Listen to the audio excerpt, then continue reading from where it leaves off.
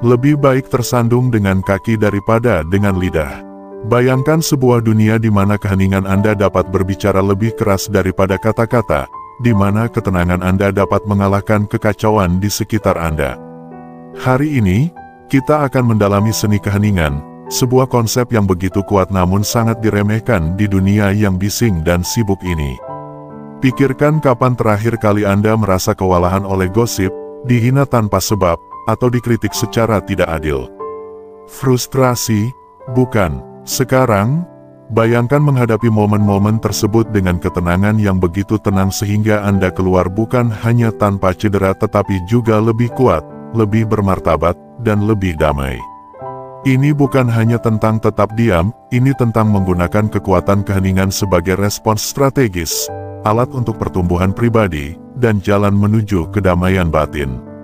Stoicisme mengajarkan kita bahwa terkadang pernyataan paling berdampak yang bisa kita buat adalah tidak bereaksi, membiarkan keheningan kita berbicara. Ini tentang menjadi begitu kokoh dalam nilai-nilai dan harga diri Anda sehingga badai kehidupan tidak bisa menggoyahkan Anda. Jadi, jika Anda lelah dengan siklus tak berujung dari bereaksi, membalas, dan menyesal, tetaplah bersama saya. Hari ini, kita akan mengeksplorasi bagaimana mengubah keheningan Anda menjadi kekuatan Anda, bagaimana berdiri dengan teguh di tengah-tengah kekacauan hidup, dan bagaimana kadang-kadang tidak mengatakan apa-apa bisa berarti segalanya. Sebelum kita mendalami perjalanan kekuatan keheningan ini, ingatlah untuk menekan tombol berlangganan dan tetap bersama kami sepanjang video ini. Setiap momen adalah langkah lebih dekat untuk menguasai seni keheningan stoik dan mengubah hidup Anda. 1. Ketika menghadapi gosip, bayangkan seseorang menyebarkan rumor tentang Anda, dan rumor itu menyebar dari orang ke orang seperti api. Nama Anda dibisikkan di lorong, diketik di obrolan, dan Anda berdiri di sana di tengah badai, merasa terdorong untuk masuk dan mengoreksi setiap kata yang salah dengar, setiap cerita yang dilebih-lebihkan. Tapi tunggu dulu, stoicisme mengajarkan kita untuk mundur. Mengapa? Karena ketika kita terlibat dengan gosip, kita memberinya lebih banyak energi, lebih banyak kehidupan. Sebaliknya, pikirkan kekuatan keheningan. Dengan tidak menambahkan suara Anda ke dalam keributan itu, Anda menghilangkan esensi utama dari gosip perhatian. Sekarang, saya tidak mengatakan ini mudah. Sulit untuk mendengar kebohongan dan tidak melawan. Tapi pertimbangkan ini, ketenangan pikiran dan batin Anda jauh lebih berharga daripada kepuasan sesaat dari mengoreksi rumor. Stoicisme tidak meminta kita untuk pasif, tetapi untuk strategis. Dalam keheningan, ada kekuatan. Dalam tidak bereaksi, ada kekuatan. Ingat, orang-orang yang penting, mereka yang benar-benar mengenal Anda, tidak akan terpengaruh oleh obrolan kosong. Dan mereka yang percaya pada gosip, mereka bukan urusan Anda. Fokuslah pada tindakan, karakter, dan integritas Anda. Itulah yang benar-benar mendefinisikan Anda, bukan bisikan para pencela. Jadi, lain kali Anda tergoda untuk menghadapi gosip secara langsung, luangkan waktu. Bernapaslah, ingatkan diri Anda akan perisai stoik Anda. Rangkullah keheningan dan lihat kekuatan yang diberikannya kepada Anda. Dalam keheningan itu, Anda tidak hanya menghindari negativitas, Anda bangkit di atasnya. Anda memilih jalan martabat, harga diri, dan pada akhirnya, kedamaian. 2. Menavigasi badai hinaan dengan kebijaksanaan stoik adalah sesuatu yang mungkin kita semua alami pada suatu waktu. Kata-kata tajam yang terasa menyakitkan dan terus membekas lama, baik itu langsung, di dunia maya, atau bahkan disamarkan sebagai lelucon, hinaan bisa mengguncang kita semua. Ketika seseorang menghina Anda, mereka seringkali lebih banyak mengungkapkan tentang karakter mereka daripada tentang Anda. Kata-kata mereka mencerminkan perjuangan, ketidakamanan, atau bahkan hanya kesalahan penilaian sesaat. Stoikisme mengajarkan kita untuk melihat ini dengan jelas, untuk menjauhkan diri dari racun kata-kata mereka, dan untuk menemukan kekuatan batin yang begitu dalam sehingga kata-kata itu kehilangan pengaruhnya. Tapi bagaimana caranya? Pertama, dengan menyadari bahwa pendapat yang benar-benar dapat menentukan Anda hanyalah milik Anda sendiri. Anda adalah penguasa jiwa Anda, penguasa nasib Anda. Ketika hinaan menghampiri, Anda memiliki pilihan. Anda bisa terlibat, membalas, dan membiarkan kata-kata itu menyakiti hati Anda, atau Anda bisa bangkit di atasnya, yakin dengan siapa Anda dan nilai-nilai yang Anda pegang. Ini bukan tentang mengabaikan atau menekan perasaan Anda, ini tentang mengakui perasaan itu, memahami mengapa hinaan itu menyakitkan, dan kemudian memilih untuk tidak memberinya kekuatan untuk mengganggu kedamaian batin Anda. Ini tentang merespons, bukan bereaksi. Mungkin respons yang terbaik adalah dengan diam, sebuah keheningan sederhana namun kuat yang mengatakan, kata-kata Anda tidak menentukan siapa saya. Dan ingat, stoikisme bukan berarti Anda tidak mencari dukungan atau melawan penyalahgunaan. Ini berarti Anda mengontrol hal-hal yang bisa Anda kendalikan, respons Anda, emosi Anda, martabat Anda. Anda tidak bisa mengontrol apa yang dikatakan orang lain, tetapi Anda bisa mengendalikan apakah Anda menerima atau menolak kata-kata mereka di dalam hati Anda. Dengan menavigasi badai hinaan dengan kebijaksanaan stoik, Anda tidak hanya melindungi diri Anda juga meningkatkan diri Anda. Anda menjalani kehidupan yang tidak terombang-ambing oleh pendapat orang lain, melainkan kokoh dalam rasa hormat diri yang mendalam dan ketenangan batin yang kokoh. 3. Saat menghadapi kemarahan, merasa marah bukanlah masalahnya. Itu adalah reaksi alami terhadap ketidakadilan yang dirasakan. Tantangan sesungguhnya, dan di mana stoikisme berperan, adalah bagaimana kita menangani kemarahan tersebut. Bayangkan kemarahan seperti api yang menyala. Jika dibiarkan tanpa kendali, itu bisa merusak segalanya. Tetapi jika kita mendekatinya dengan pikiran yang tenang seperti seorang stoik, kita bisa mengendalikan kemarahan itu dan menggunakannya untuk memberikan pencerahan. Jadi, bagaimana caranya? Ini dimulai dengan jeda. Ini mungkin terlihat sepele, tetapi sangat berpengaruh. Pada saat jeda itu, Anda menciptakan ruang antara pemicu dan respons Anda. Anda memberi diri kesempatan untuk memilih bagaimana meresponsnya daripada terbawa oleh kemarahan. Sekarang, di dalam ruang tersebut, tanyakan pada diri Anda, mengapa saya merasa marah? Stoikisme mengajarkan kita untuk melihat di bawah permukaan. Seringkali kemarahan berasal dari perasaan terluka, ancaman, atau ketidakadilan. Tetapi dengan memahami akar masalahnya, kita bisa mengatasi isu tersebut lebih efektif daripada hanya merespons dengan kemarahan. Disinilah hal itu menjadi lebih menarik. Stoikisme tidak hanya meminta kita mengevaluasi kemarahan kita, tetapi mengajak kita untuk mempertanyakan kebenarannya. Apakah persepsi kita benar? Apakah kita menginterpretasi situasi dengan tepat? Dengan menantang asumsi kita, mungkin kita akan menemukan bahwa kemarahan kita didasarkan pada pemahaman yang salah atau pandangan yang keliru. Tetapi bagaimana jika kemarahan itu memang benar? Stoikisme tidak mengatakan kita harus menekannya. Sebaliknya, itu menawarkan konsep kemarahan yang konstruktif. Ya, itu ada. Itu adalah kemarahan yang terkendali, diarahkan, dan digunakan untuk perubahan yang positif. Namun, bahkan jika kemarahan itu wajar, kita tidak boleh dikuasai olehnya. Filosof Stoik Seneca menyamakan kemarahan dengan kegilaan sementara. Jadi, meskipun kita bisa mengakui kemarahan kita dan menggunakannya secara positif, kita tidak boleh membiarkan kemarahan itu mempengaruhi penilaian atau tindakan kita. Dengan menerapkan prinsip-prinsip stoik ini, kita tidak menjadi tanpa emosi. Kita menjadi penguasa emosi kita. Kita belajar untuk menanggapi kemarahan dengan akal, kebijaksanaan, dan integritas.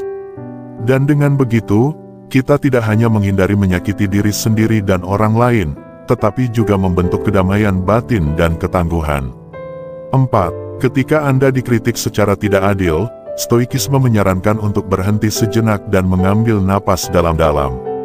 Ini bukan tentang menekan emosi, tetapi memberi diri waktu untuk mengatasi emosi dengan tenang dan menghindari bereaksi secara impulsif. Karena, mari kita hadapi, reaksi spontan kita mungkin ingin membalas atau membela diri dengan keras. Namun, stoikisme mengajarkan bahwa ada kekuatan besar dalam memilih respons dengan bijaksana. Bayangkan seseorang baru saja mengkritik Anda secara tidak adil. Reaksi awal Anda mungkin ingin membantahnya untuk menjelaskan kebenaran. Tetapi ada sentuhan stoik di sini, tanyakan pada diri sendiri, apakah kritik ini benar-benar mencerminkan siapa saya? Ingatlah, nilai dan harga diri Anda tidak tergantung pada pendapat orang lain. Stoikisme memberi pengertian bahwa identitas dan integritas inti kita tetap utuh terlepas dari penilaian orang lain.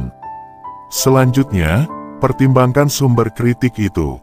Stoikisme mendorong kita untuk memikirkan niat dan pandangan sang kritikus. Seringkali, kritik yang tidak adil lebih tentang persepsi, ketidakamanan, atau perjuangan internal sang kritikus daripada tentang Anda. Dengan memahami ini, Anda bisa melihat kritik tersebut sebagai cerminan sang kritikus, bukan diri Anda.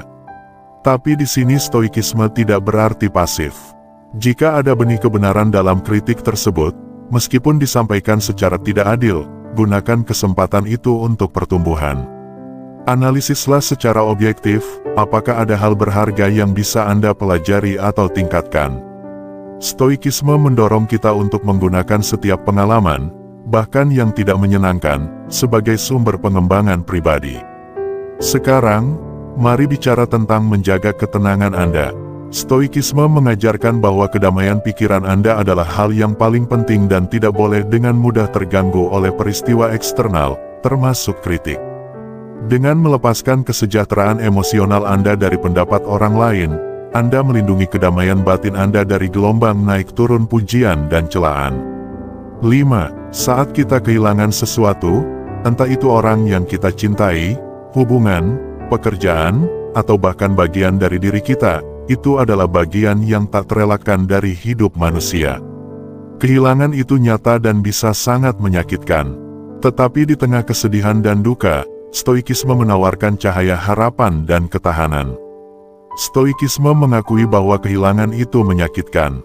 Ini tidak meminta kita untuk menekan kesedihan atau berpura-pura bahwa itu tidak menyakitkan. Sebaliknya, stoikisme memberi kita kerangka kerja untuk mengatasi kehilangan dengan lebih sehat dan konstruktif. Ini mengingatkan kita bahwa meskipun kita tidak bisa mengontrol kehilangan itu sendiri, kita bisa mengendalikan bagaimana kita meresponsnya. Bayangkan Anda baru saja mengalami kehilangan yang signifikan. Rasanya dunia runtuh di bawah kaki Anda. Disinilah stoikisme mengundang Anda untuk berhenti sejenak, bernapas dalam-dalam, dan memberi izin pada diri sendiri untuk merasakan emosi Anda, untuk berkabung. Tetapi saat Anda melakukannya, ingatlah bahwa emosi Anda adalah respons alami, bukan perintah. Anda bisa merasa sedih, marah, atau bingung tanpa membiarkan perasaan-perasaan itu mengendalikan tindakan atau masa depan Anda. Dan inilah pandangan stoik yang sangat dalam, kehilangan sebagai peluang untuk tumbuh. Setiap kehilangan, tidak peduli seberapa parahnya, membawa potensi untuk awal baru, kekuatan baru, dan kebijaksanaan baru. Tanyakan pada diri sendiri, apa yang bisa saya pelajari dari kehilangan ini? Bagaimana itu bisa membantu saya tumbuh? Ini bukan tentang menemukan jawaban segera atau sisi baik dari segala hal. Ini tentang membuka diri pada kemungkinan bahwa bahkan dalam kegelapan, masih ada cahaya. Stoikisme juga mengajarkan kita tentang ketidakkekalan, mengingatkan kita bahwa kehilangan adalah bagian alami dari siklus kehidupan. Semua yang kita hargai ada pada kita dengan pinjaman. Dengan memahami ini, kita bisa belajar untuk menghargai berkah kita lebih dalam saat kita masih memiliki mereka, dan melepaskan mereka dengan indah saat waktunya tiba. Stoikisme mendorong kita untuk mencari dukungan dari komunitas kita saat mengalami kehilangan, berbagi kesedihan kita, membiarkan orang lain mendukung kita, dan pada gilirannya menawarkan dukungan kita kepada mereka yang berkabung, bisa sangat menyembuhkan. Ingatlah, menjadi stoik tidak berarti berjuang sendiri. Ini berarti cukup bijak dan berani untuk terhubung dengan orang lain, bahkan di saat-saat paling rentan kita. Dengan merangkul stoikisme, kita tidak mengurangi kehilangan kita atau menyangkal rasa sakit kita. Sebaliknya, kita belajar untuk menavigasi duka kita dengan martabat, menemukan jalan kita kembali ke kedamaian dan keseimbangan. Seiring waktu, kita mengakui luka itu, tetapi juga mengakui kapasitas kita untuk pulih, menemukan makna, dan melanjutkan perjalanan kita dengan kekuatan dan kebijaksanaan yang baru. 6. Ketika kita dihadapkan pada ketidakadilan, insting awal kita mungkin bereaksi dengan marah atau putus asa. Ini adalah tanggapan manusiawi yang wajar. Namun, stoikisme mengajak kita untuk melangkah mundur sejenak dan mengevaluasi situasi dengan jelas dan tenang. Ini tidak berarti kita menjadi acuh tak acuh atau pasif. Sebaliknya, kita memilih respons yang sejalan dengan nilai dan prinsip kita, bukan dipengaruhi oleh naluri. Bayangkan menyaksikan atau mengalami sesuatu yang tidak adil. Respons stoik dimulai dengan observasi dan pemahaman. Tanyakan pada diri sendiri, apa yang bisa saya lakukan untuk mengubahnya? Stoikisme mengajarkan kita untuk fokus pada tindakan dan sikap kita, di mana kita memiliki pengaruh nyata. Meskipun kita mungkin tidak bisa memperbaiki setiap ketidakadilan, kita bisa memilih untuk tidak membiarkannya merusak semangat atau komitmen kita terhadap yang benar. Sekarang, mari kita teliti lebih dalam pendekatan stoik dalam menghadapi ketidakadilan. Ini tentang bertindak dengan niat dan tujuan, baik itu dengan meningkatkan kesadaran, mendukung yang terkena dampak, atau bekerja menuju perubahan sistemik. Tindakan kita harus dipertimbangkan, disengaja, dan berakar pada pemahaman yang lebih dalam tentang keadilan. Stoikisme juga mendorong kita untuk memupuk ketahanan batin. Menghadapi ketidakadilan bisa menguras energi, meruntuhkan semangat, bahkan menghancurkan jiwa. Namun, ingatlah, kastil batin Anda, inti kekuatan stoik Anda, tetap utuh. Anda bisa menyaksikan atau mengalami ketidakadilan dan tetap menjaga kedamaian dan integritas batin Anda. Ini bukan tentang menutup mata. Ini tentang tidak membiarkan kekacauan luar mengganggu harmoni batin Anda. Lebih dari itu, stoikisme mengingatkan kita akan kekuatan komunitas dan kemanusiaan bersama. Ketidakadilan sering membuat kita merasa terisolasi, membuat kita merasa sendirian dalam perjuangan kita. Tetapi ingatlah, kita adalah bagian dari kesatuan kemanusiaan yang lebih besar. Terhubung dengan orang lain, berdiri solidaritas, dan mengandalkan kekuatan dan kebijaksanaan kolektif bisa sangat memberdayakan. Dalam merangkul pendekatan stoik terhadap ketidakadilan, kita menemukan jalan seimbang ke depan. Kita bertindak bukan karena kemarahan atau keputusasaan yang impulsif, tetapi dari tempat kekuatan yang terukur dan berprinsip. Kita mengakui emosi kita tanpa membiarkan mereka menguasai kita. Kita fokus pada apa yang bisa kita lakukan, sekecil apapun, untuk berkontribusi pada keadilan dan kesetaraan.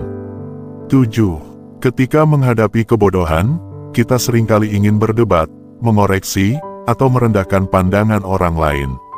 Namun, stoikisme mengajak kita untuk berhenti sejenak dan mendekati situasi dengan cara yang berbeda. Alih-alih melihat kebodohan sebagai pertarungan yang harus dimenangkan, lihatlah sebagai peluang untuk berlatih kesabaran, empati, dan pemahaman. Bayangkan Anda sedang dalam diskusi dan seseorang menyampaikan pandangan yang tidak hanya berbeda tetapi jelas tidak terinformasi.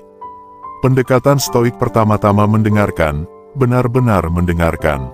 Cobalah memahami dari mana pandangan orang itu berasal, apa pengalaman atau ketakutan yang mungkin membentuk pandangan mereka. Dengan mendengarkan secara sungguh-sungguh, Anda tidak mengesahkan kebodohan mereka, Anda hanya memberi diri Anda ruang untuk merespons dengan penuh pemikiran daripada secara reaktif. Selanjutnya, tanyakan pada diri sendiri apakah ini saatnya untuk mengajar atau belajar. Terkadang respons paling stoik adalah memberikan informasi dengan lembut dan dengan rasa hormat tanpa harapan atau keterikatan pada hasil. Di lain waktu, mungkin lebih produktif untuk bertanya-tanya untuk memahami mengapa mereka memegang pandangan ini atau bahkan untuk merenungkan apa yang pertemuan ini ajarkan kepada Anda tentang kesabaran dan kerendahan hati. Tetapi bagaimana jika kebodohan yang Anda hadapi bersifat merugikan atau berbahaya? Stoikisme tidak meminta kita untuk pasif dalam menghadapi ketidakadilan atau disinformasi. Dalam situasi ini, Anda masih bisa menyuarakan keprihatinan Anda atau memberikan informasi yang benar. Kuncinya adalah melakukannya dengan ketenangan, tidak membiarkan kemarahan atau frustrasi mengambil alih kendali.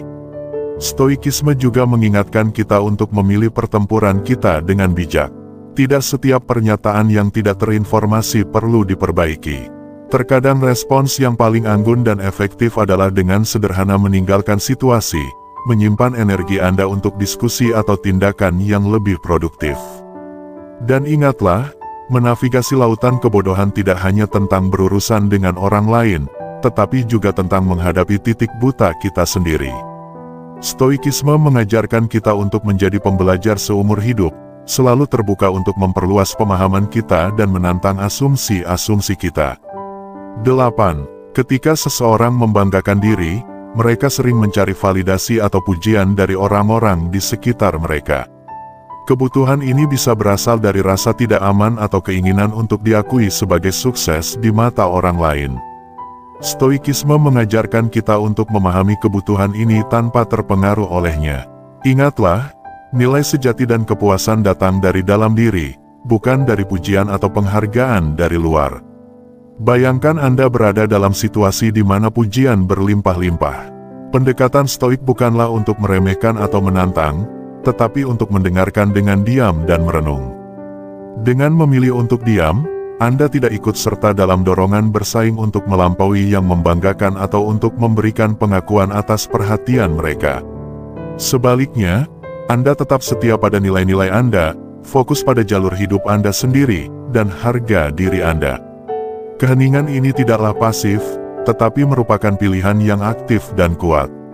Ini mengungkapkan banyak tentang keyakinan dan kepercayaan diri Anda. Ini menunjukkan bahwa Anda tidak memerlukan penghargaan diri yang berlebihan untuk merasa aman dengan pencapaian atau nilai Anda.